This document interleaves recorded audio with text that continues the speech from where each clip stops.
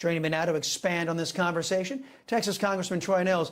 Good to see you, sir, as always. You know, one of the architects of the crises doing so much harm to Texas, our beloved Texas, is DHS Secretary Alejandro Mayorkas.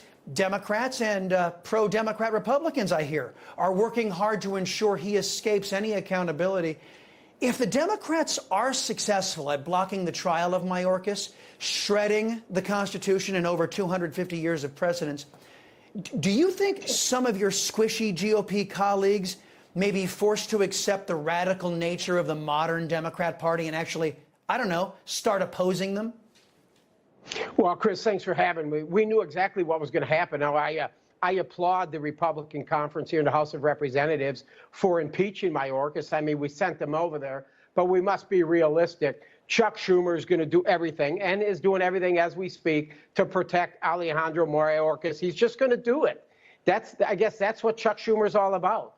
He's going to protect everybody in this administration. He's doing everything to block the Republican Party from doing anything up here. But what are we doing, though? We're working now with Chuck Schumer, and it's really discouraging to see how the majority, the Republican conference, the House of Representatives, we have the speakership, and it seems Chuck Schumer is making all the decisions up here for the past 4 months. But Mayorkas, I voted for impeachment. To me, he's criminal. Everything he's done, they're impeachable offenses, and he must go. But let's be realistic. Nothing's going to happen in the Senate.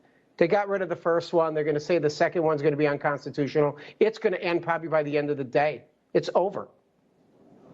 Yeah. Do you think some of your left-wing squishy Republican colleagues might actually at least lose any advantage they have to keep on delivering for Democrats? Or do you think they might actually get their spines stiffened? Well, I don't know. I mean, it's an interesting group of people up here. I mean, you got 35 people.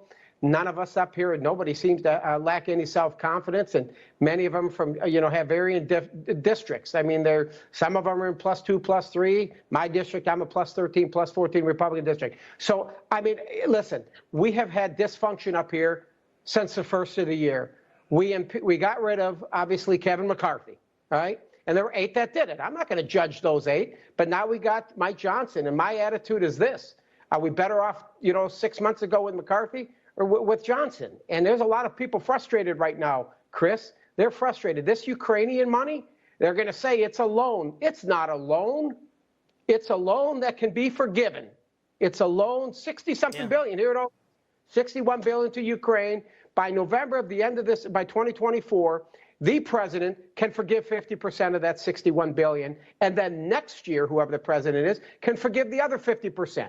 So does anybody in America believe $61 billion to Ukraine is a loan and we're going to get paid back? It's going to be forgiven.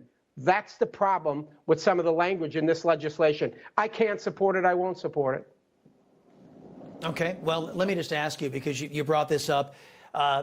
McCarthy, Johnson, the speakers, you're saying that it seems that Chuck Schumer is running the House of Representatives, and I think that the legislation that's being cranked out since the Republicans took over, back up your argument, all the Republicans have done is rubber stamped everything the Democrats want to do.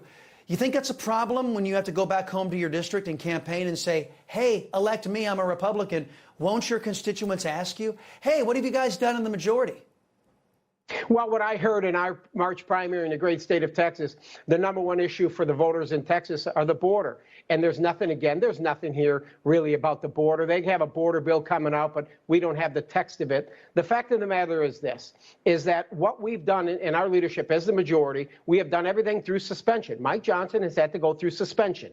And that takes 2/3 of the House to get a bill through.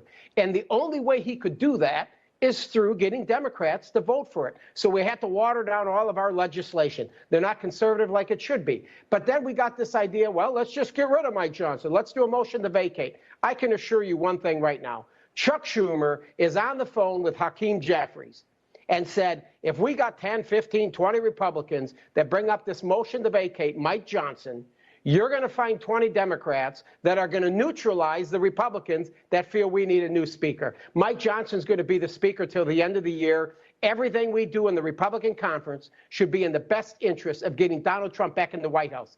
every single thing, and the Speaker should be talking to the leader of our party when he's not in court for this sham trial and ask him for guidance and advice to how to fix this country.